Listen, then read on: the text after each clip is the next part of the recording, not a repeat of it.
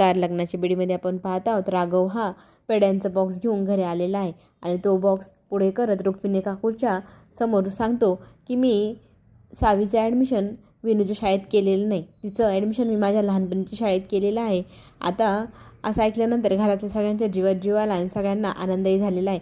पण विनूला खूप वाईट वाटत आहे. विनू म्हणतो की आम्ही दोघं एका शाळेत राहणार होतो, तुम्ही असं का केलं बाबा. रत्नाकरही रागवतो, लहान मुलांच्या मनाशी असं खेळू नये, पहिले हा म्हटला आता नाही म्हणतोय. मग रुक्मिणी काकू सांगते की त्याला समजावून सांगितलं की तो समजेल. असं म्हटल्यानंतर पुन्हा राघव हा विनूला समजावू लागतो की हे बघ, माझ्या लहानपणीच्या शाळेमध्ये मी तिचं ॲडमिशन केलेलं आहे आणि त्या शाळेत तुझंही केलेलं आहे, इथून पुढे तुम्ही त्या शाळेत जाणार दोघे सोबत. असं म्हटल्यानंतर त्याला खूप आनंद होतो आणि तो नाचू लागतो. मग त्याला राघव पेड्यांचा बॉक्स पुढे करतो आणि पेढे देत म्हणतो की तू देवाला ही पेढे ठेव. आणि इकडे अन्वी सांगत असते की सावीचं ॲडमिशन तिच्या बाबांच्या लहानपणीच्या शाळेत झालेलं आहे आणि त्या शाळेत विनूलाही टाकलेलं आहे, आता दोघे बहीण भाऊ सोबतच जाणार. असं म्हटल्यानंतर सिंधूला खूप वाईट वाटतं. सिंधू म्हणते राणीला खूप वाईट वाटलं असेल, राणी भांडली असेल. तेव्हा अन्वी सांगते मला जास्त काय माहीत नाही आणि तूही टेन्शन घेऊ नको, हे सगळ्या गोष्टींचा एवढा विचार करू नको. तेव्हा ती सांगू लागते जेव्हापासून त्याला कळलं आहे तेव्हापासून तो माझंही ऐकत नाही. राघव आता त्याच्या मुलीसाठी काहीही करायला तयार होतो. मग इकडे घरी राणी राघवशी भांडत असते, माझ्या मुलाचा शाळा बदलण्याचा निर्णय मला न विचारता का घेतलंस तू.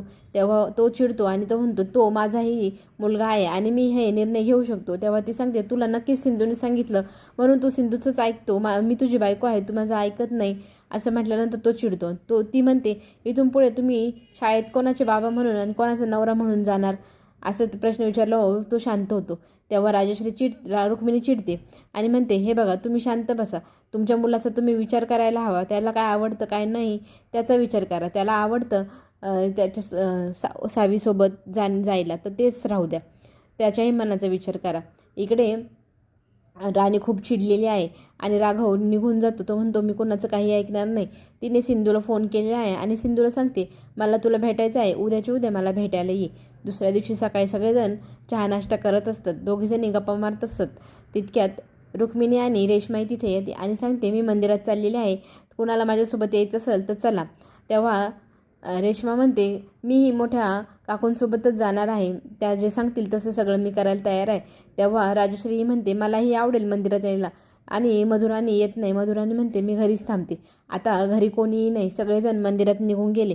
ह्या गोष्टीचा फायदा घेत तिने आता तिच्या मैत्रिणींना बोलवलेलं आहे आणि तिकडे सिंधूलाही फोन करून सांगितलेलं आहे मला भेटायला ये. आणि मैत्रिणी आल्यानंतर त्या गप्पा मारत असतात. तितक्यात तिथे सिंधूची एंट्री होते. सिंधू बघते की तिच्या मैत्रिणींसोबत गप्पा मारत बसलेली आहे. मग ती म्हणते तुम्ही कामात असेल तर मी नंतर येते. तेव्हा राणी म्हणते नाही काही काम नाही, तू एक काम करतेस का, बस माझ्या मैत्रिणीशी ओळख करून घे, ही माझी मैत्रीण आहे असं तिला सांगत असते. तेव्हा त्या मैत्रिणी विचारू लागत्या अगं ही कोण आहे.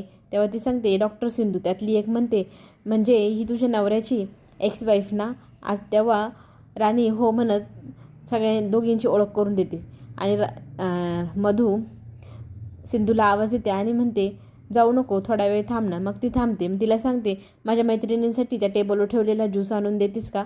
असं म्हटल्यानंतर ती जाते आणि त्या टेबलवर ठेवलेला ज्यूस घेऊन ग्लासमध्ये ओतायला सुरुवात करते. इकडे मधू गप्पा मारत असते अगं आमच्याकडे कामवाली बाई आवडत नाही रुक्मिणी काकूंना, मग मी कधी कधी हिला मदतीला बोलून घेते. हे शब्द ऐकल्यानंतर सिंधूला खूप राग आलेला असतो पण खूप कंट्रोल करते. ती सगळ्यांसमोर ज्यूस घेऊन जाते. त्या ज्यूसच्या ग्लासला पाहून मधुराणी म्हणते हा अर्धाच का आणलास तू, असं का केलंस. तेव्हा सिंधू तिला धडा शिकवते, हा अर्धा नाही हा अर्धा भरलेला आहे, अर्धा रिकामा नाही. तेव्हा तिची मैत्रीण म्हणते तू असं का बोलते उलटून. तेव्हा ती सांगू लागते आपला दृष्टिकोन कसं ठेवला पाहिजे, आपल्या डोळ्यांना काय दिसतं त्याच्यावरच असतो, आपण कधीही अर्ध संपलेलं पाहिजे नाही, अर्ध भरलेलंच पाहिजे, याच्याने आपला आणि चांगली वागणी दिसते. तेव्हा ती निघू लागते. तितक्यात पुन्हा मधुराणी सिंधूला आवाज देते आणि सांगते माझं तुझ्याकडे एक काम आहे. तेव्हा ती जाऊन 3 बॅगा जुन्या खेळण्यांच्या घेऊन येते आणि सांगते हे घे तुझ्या मुलीसाठी, तू तुझ्या मुलीला हे एवढं वस्तू कधी दिलेल्याच नसतील, तिच्या इच्छा तू पूर्ण करण्यासाठी तुझ्याकडे पैसाही नाही, मी तुला मदत करते. तेव्हा ती सांगते मला ह्या सगळ्या गोष्टींची गरज नाही, माझ्या मुलीला मी इतके वर्ष सांभाळले आणि पुढेही सांभाळू शकते. तेव्हा मधुराणी म्हणू लागते हे बघ तुला कसलीही गरज लागली पैशाची किंवा कसली, मी तुला करेलच.